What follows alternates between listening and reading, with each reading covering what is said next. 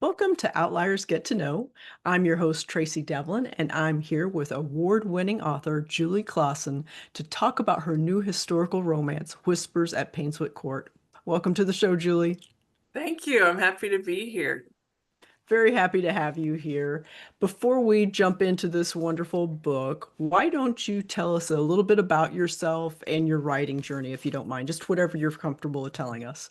Sure. Well, I'm one of those people who I've always wanted to be a writer, and I always loved books and reading. So I was writing stories from a young age, and but I went when I went to college. I had a nice guidance counselor who said, "Well, that's sweet that you want to write stories, but you're going to need to have a real job someday." So I have a degree in advertising, and he wasn't wrong because most of us.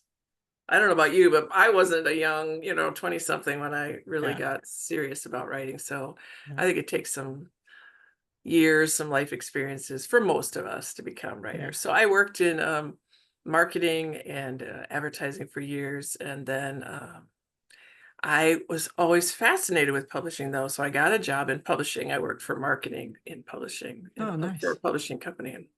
And then eventually moved over to the editorial side, which was even a better fit for me. So it was a great training ground to be, work. I was a secret writer. I mean, nobody knew I still had that dream, Yeah. but I was working with so many talented editors and authors over those many years that I worked for them. So I then finally finished my first historical novel. Um, Boy, I don't even know, 2006 or something. And so that came out my first novel came out in 2008. And you know how, well, at least for me, it wasn't like, oh, I write one book. Now I can be, You woohoo, think so, you hope so. yeah. But It takes time yeah, for readers to find an author and, for yeah. an author to build up her readership. So I kept working in publishing for about 4 more years or 4 more books. And then, decided to hang up the red pen and just be a writer. So I've been writing now for, I don't even know, full time for over 15 years. And I have 20 some books out right now, all in that That's amazing. historical romance, Regency, England era that I love. So very happy. This is my life dream come true. It took me a while to get here. And I Yeah. have a husband and two grown sons who are pretty supportive, especially the husband because he loves to go to England with me. So win-win That's there. great. That's great. No, I bet the marketing and obviously the editing as well is very helpful to you with the writing because, as you know, we have to do a lot of marketing these days for our books as well. So Oh, hopefully I will that say, Tracy, if I can just add here, people say, "Oh, no wonder your books sell," because you know how to market, which for most of us is really hard. But marketing has changed so much. Way uh, back when I was in true. marketing, we had a lot of print magazines and radio ads and things that are not as widespread. A lot of bookstore displays, which as bookstores sadly there's fewer and fewer of those. So it really has this whole social media, the pressure for us to be on social media and do all these other things is still new. So I feel like I'm trying to figure it Yeah. out just just Okay. like All right. All right. everybody else. But Yeah. the editing, yes. And I have to say, I don't know how you are, but for a lot of authors when they first start getting those edits, those requests for revisions back from either their editor that they hire or their publishing house's editorial team, it can be painful. But I did that. I did that to people for years. So I know it's only to help, Yeah. make my book better, and I wouldn't ever want to try to publish without Yeah. editors, because I feel like I can't see my own mistakes, my own shortcomings. So No. that I think that experience has stood me in especially good stead over the years. I'm still waiting to write that perfect draft that they say it's great. We'll just send it through, but that has not yet happened yet. How about you? Have you written that I perfect? have not managed that myself. No, I can't say that I have. I was curious whenever you were talking about you having given those letters, and for people who aren't aware, once the editor reads the story, they give the author an editorial letter, and it has some good things about the novel in there that they really loved, and they have some things that it needs to be worked on in there. And sometimes it can be a couple of pages, and sometimes it can be 10 pages. Exactly. So Mine tend yeah, to be on the 10 to 14 pages. I write long books, yeah, but still. yeah, yeah. Do you have to set it aside for a day or two after you read it, or do you just jump right in and tackle it? I have to lick my wounds for a little bit. And I have to say that my longtime editor, who is just retiring, so I'm so sad, but Uh, she wants to call, she wants to send me that long letter and then call me right away. And I'm like, I don't think you want to talk to me right now. yeah. Give me a day. And again, I never ignore any of the suggestions. Mhm. I may not tackle them the way they suggest because they may not be as familiar with the era as I am, or that historically wouldn't work, but I don't ever ignore their suggestions. I think I would ignore them to my peril, but Yeah, I might tackle it a different way. And that's what they want. They don't expect me to do everything they say exactly as they do it, but it really is that partnership of, if they're pointing out an area that's, say, slow, I'm not going to ignore that. Sometimes, trying to right, build up the mystery and all the characters, it can be a challenge to do that, but I'm going to right. try. I'm going to do my best, but it might take me a day or two to be ready to jump. Yeah, yeah, because we're finding the story as we write it too, and sometimes even after a couple of our own revisions, we like to hang on to some things that we really love, and sometimes the editor can look at it objectively and say, you really don't need this, or whatever the case might be. So yes, That's very I often the case, agree. but I'm like, but I like that little exchange, that little historical fact or Hmm. whatever it is, and they're probably right that I don't really need it, but that does take some time. Put it in the It author's does. note, something, I don't know, but you're right, it is hard sometimes to trim things that we worked on. It is our darlings, as they call them. Yes. So, Whispers of Painswick Court. It is set in 1821 England, as you mentioned, and I think that's what they consider kind of like the broader Regency Mhm. period for those who are a little bit more strict about the Regency period.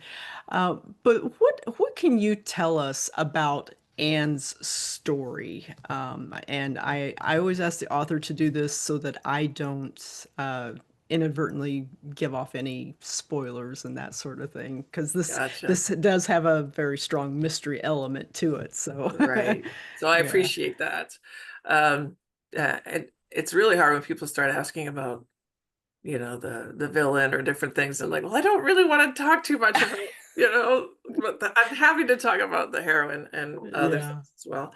But this is a story. Her name is Anne Loveday, and she grew up as a surgeon's daughter. So she's not like the upper class. I mean, she's educated, but she's not the highest echelon. But she's decided she wants to live a useful, productive life. She really wants to be a doctor. But back in my time period, women couldn't be doctors. So she's helping her dad, and she finds great sense of purpose in that. But she has a stepmother whose her life's mission is to marry off her two stepdaughters. So she's setting Anne up, trying to introduce her to every eligible man below 60, in the whole parish, the whole county. And so Anne decides to return to Painswick. She still has friends in this, it's a real charming village in the Cotswolds in England. And she had grown up spending summers there with her sister. Her grandparents had lived there. So still has a friend there, and she decides to go to Painswick to kind of escape from her stepmother's machinations. And she's just expecting to have a lovely time with this old friend who's a friend of her mother's as well, and have lots of memories. But instead, she is asked to serve as a kind of, we would call it a sick room nurse or a chamber nurse. Mhm. They did have nursing back then, but it could also be something else I want to specify. Chamber nurse, for the village matriarch. And this puts her in a little bit of a quandary because she has reasons to resent this older woman who forbade, I never know how to say that word, in her nephew from marrying her sister years ago. But she's asked to step in because the other nurse isn't available, and she just loves to help people. So she agrees. She moves into Painswick Court, this kind of shadowy old manor house, lots of rumors of ghosts, which is based on some real rumors of ghosts in Painswick, to help this woman. And very soon she finds herself meeting the grown nephews who she knew as a girl. The woman has a grown daughter who's got some secrets and mysteries going on, and the two physicians who come on a rotation to see Lady Celia. So she soon finds herself facing some romantic feelings that she was determined not to have, and caught up in this mystery as more and more difficult things. Are they accidents? Are they something more sinister happening to her patient? She finds herself one of the suspects as well as the nurse. She's the one who's with her the most often. So I hope it's a good balance of that, the slow build romance. I write clean romance, where, closed door, whatever the current okay Yeah. saying is. But I'm trying to balance that with that buildup of the murder, the mystery and who did it. And of course, everybody's got some reasons to dislike the victim and all those good things we like about mysteries. So I love that kind of to me, it's delicious, that kind of gothic-y manor house. And I love that I'm able, when I can base it on a real place, that just, for me as a history nerd, that makes it all the sweeter. So that's a Yes, little bit. yeah, no, it's great. And I think I read in your author's note that you actually went to this Painswick is an actual place in Right. England, right? So how Yeah. was that? Was that a lot of That fun? was awesome. And really, when I look back, it was such a blessing because my husband and I just kind of we're planning just to kind of breeze through Painswick on our way to somewhere else. This was several years ago.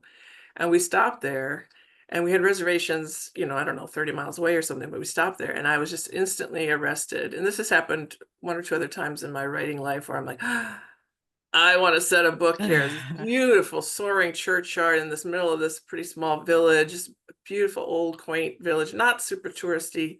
Something about it captured me. And I don't do this. I'm someone who likes, when I travel, I like to have, here's where I'm staying every night.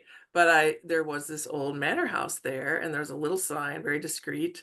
And we looked it up on our phones on Google, and sure enough, it was acting as kind of a small B&B. I think it was normally like for weddings, your whole wedding party would come and stay there. So it wasn't like an official hotel, but Yeah. it was a lodging place at that time. So we kind of went in and like, can we stay here? And they said, okay, sure. So that we got a room just on the spur of the moment. And I'm so glad we did, because Yeah. when we went back more recently, when I need to go back longer, I need to spend time there, I need to do research. By then it had been sold and it was back into private ownership. Oh, So we couldn't have stayed there this darn. last time, but I already had stayed there. Uh, but this last time we were able to stay close by, and I was I'm not a very brave person. I'm an introvert, but I met a librarian there, and I was telling her what I was doing, and they have a historical society, a very active historical society in Painswick. So I went to the library because I knew they had this. They put out a publication quarterly for years, Wow. but they only had in the library, which is a little sad. They only had, I don't know, 3 or 4 editions. There's probably 35 or 40 that exist. So she said, "You need to call Carol, the head of the historical society." I'm like, just gonna call Carol, who doesn't know me from Adam. But Yeah. they were really encouraging me to do it. So I'm like, okay, I will call Carol's phone number. And sure enough, Carol was delighted to come meet me, bring me the whole crate of historical magazines. She let me have them for the afternoon. I kind of went through them quickly, the indexes and things, and bought, I don't know, 12 or 15 of them to take home. Wow. And she has since, answered questions for me and even reviewed the whole manuscript. So that was one of those cases where, being pushed to be brave, I won't take much credit for that. Turned out, Yeah. I think, to pay rich, dividends for me in researching and writing that book. So I'm excited. I've hosted a couple of group trips to England in the past, and we're planning to do another one in June of next year. And Painswick is Oh, cool. on the list to take Yeah. readers to, just for a walking tour and a few other things. But How neat. excited to go there at least one more time. Well, that's great. I love hearing origin stories like that, how, what kind of sparks the book idea and that sort of Mm. thing. That's great. Now, you'd mentioned a little bit earlier about Anne.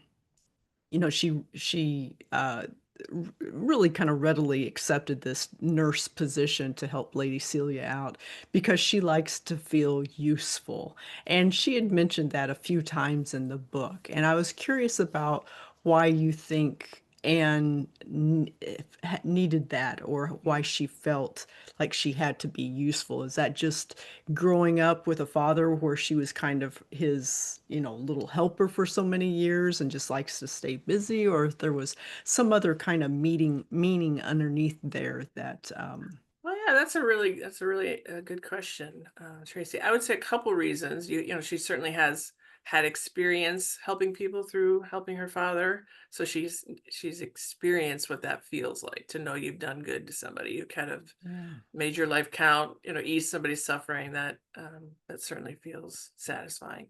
But also she feels guilty. She was kind of the sick room nurse for her mother in the past, and her father was called away for some emergency surgery or something, and she was alone with her mother when her mother died, Mm, and her mother had a long-term illness, but you know she can't shake the feeling that if only she had known more, if only she had done better, if only she mm, had tried more things, given her more treatments and elixirs and all this, maybe she would have lived. So she has this feeling like she failed. And so I do think there's a part of her that feels like, she wants to kind of make up for that mistake. And that's one of the things, through the journey of the story and serving as Lady Celia's nurse and also feeling some of those same feelings. She's getting a little confidence, but there's also things that don't go right. Um, she has to kind of learn, she's doing her best. We don't get to control the outcome all the time in this life of, who lives and who yeah. dies and that sort of thing. But it is a struggle for her. So those are two of the reasons. Plus, she's just seen, in this time period, again, this is generalities, but the majority of marriages, at least among the upper classes, were more, business transactions. You have a good dowry, you want to get a connect, you want someone with good connections. Um, and she has seen unhappy marriages. Her sister was kind of prodded into one of these unhappy marriages and doesn't want that for herself. So there's also that element of there's got to be more to life than that. To just marrying someone you don't love and keeping their house and having their children. So she wants something beyond that.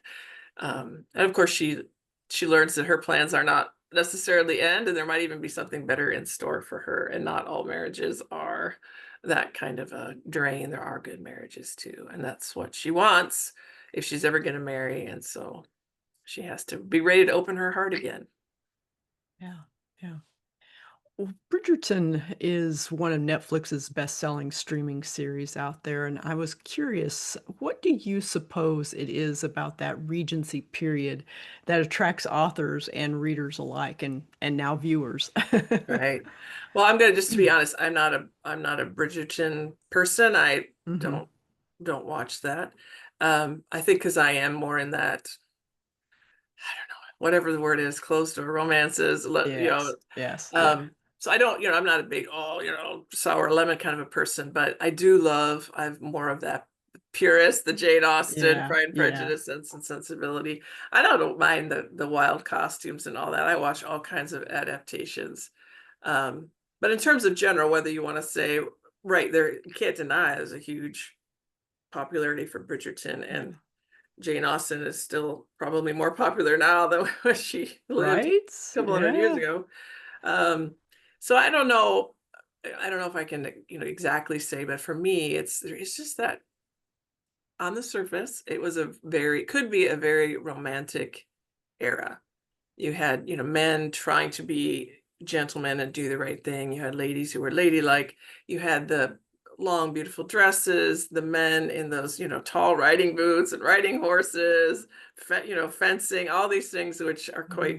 can be seen quite romantic. I love balls, and I've been able to do lots of English country dancing like they do in Nice. Bridgerton, or name your favorite Jane Austen Yeah. adaptation. So it could be a very romantic time. Now, I have written over 20 novels and done a lot of research. You know what? It wasn't a very romantic time Yeah. for people Yeah. who, unless you had a lot of money. um, but of course, we don't necessarily, we don't want to write necessarily about all the dark stuff, the lack of Yeah.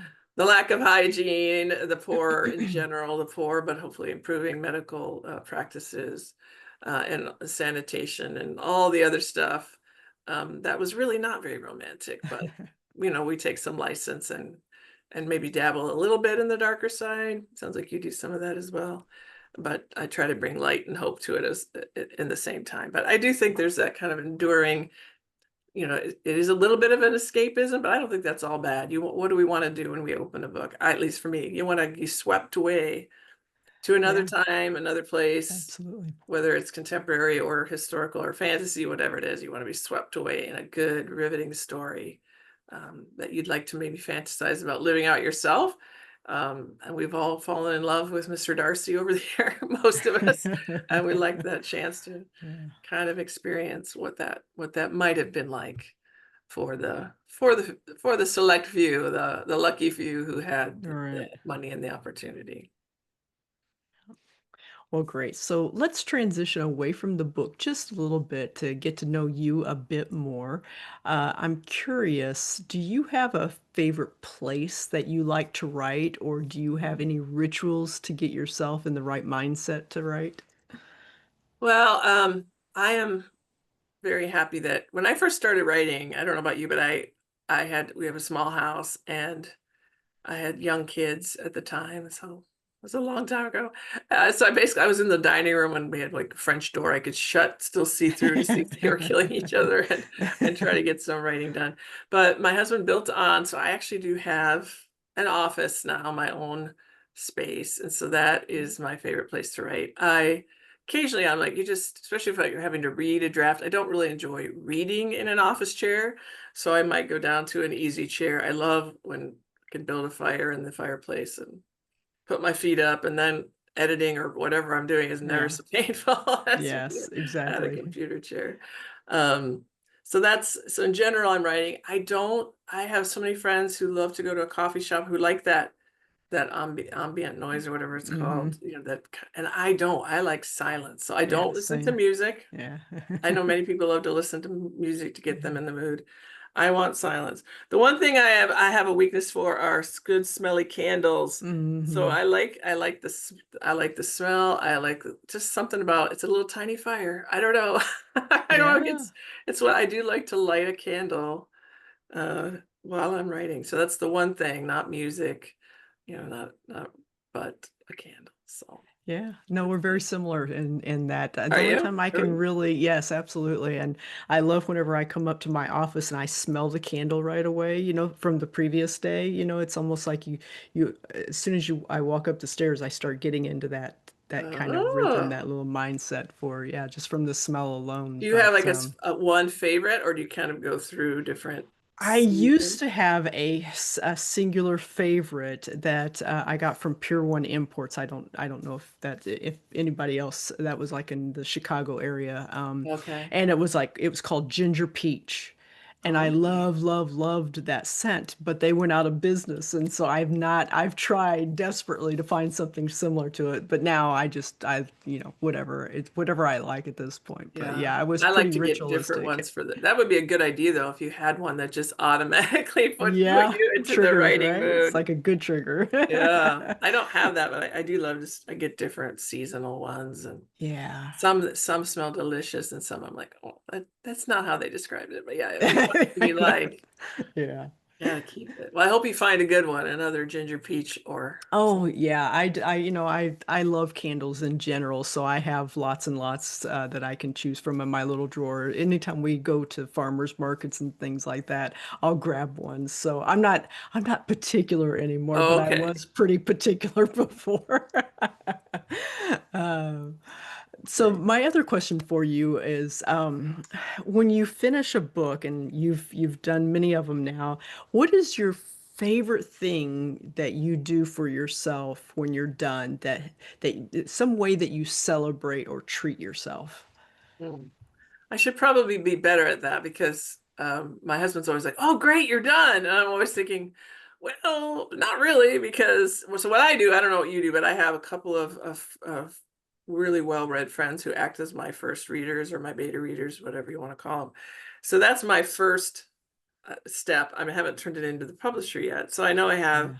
usually a few weeks to up to a month before I'm going to get their feedback back. So you think I would like celebrate, but I'm already thinking to what has to happen next.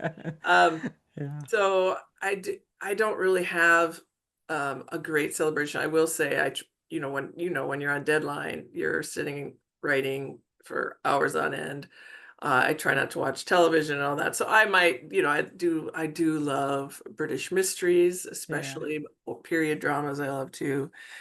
So I will usually let myself watch a few favorites that I've had There stored you up. But go. usually Yeah, it that's a sounds nice terrible, but treat. usually Yeah. it's a time where I'm catching up with all the things I've let slide during deadline. Yeah, there is. There's always a lot of admin waiting for you, but it's good that you do treat yourself by just because it's such a mental process to write.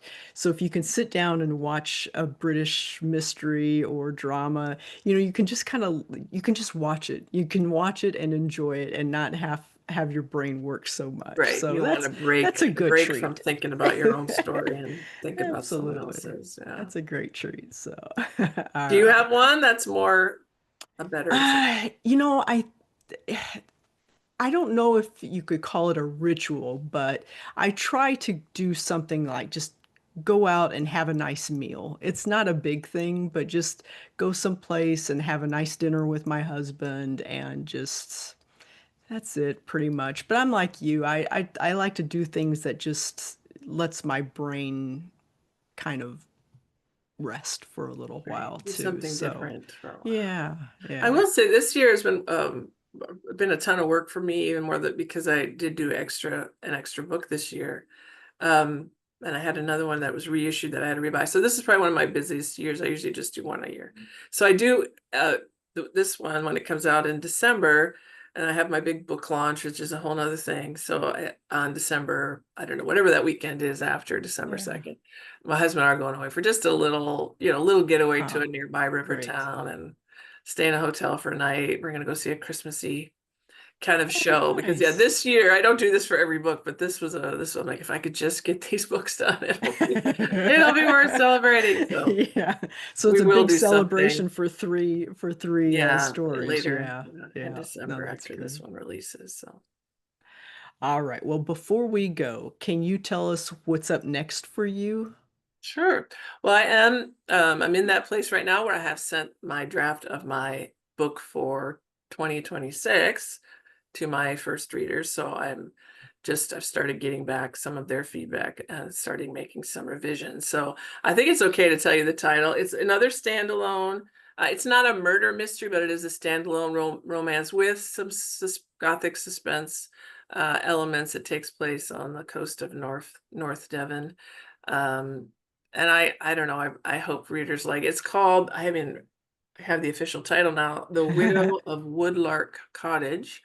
Oh, nice. Um, and I'm really enjoying it. It's a little bit different, a little bit more outdoors, the windswept coast and smugglers, Ah, that more of the gothic-y, what's going on, bumps in the night kind of a mystery, not a murder mystery, but there's of course romance and danger as well. So I've been hanging sounds out in North Devon and nice. hope readers will want to join me there I'm next sure year. that I'm sure they will. That sounds right up my alley for sure. Outdoorsy, anything outdoorsy piques my interest. Well, folks, Whispers of Painswick Court is available for pre-order, so please order your copy today. You can check out Julie's website at julieklassen.com. Julie, what social media platform are you most active on? I am if you want to find me, I'm in two places. I'm in a private group on Facebook called Inspirational Regency Readers. Anybody can join, but it's where we talk about all things Regency, our favorite Jane Austen adaptations, new books, sales of books, all those things. And then I do love Instagram just because I love all the beautiful pictures of England and other things that people post. So those are two places you can find me. All right. And your handle on Instagram? Oh, Is it it's just Julie.K.Klassen because Julie okay? Klassen was already taken. So Oh, darn. Okay. All right, great. All right, wonderful. Well, again, thank you so much for joining me today. It was a pleasure getting to know you and to chat with you about this great book. Really appreciate it. thank you, Tracy, and thank you again for having me. You bet. Many thanks to everyone listening. I hope you enjoyed today's episode. I'll be back soon with another thrilling read.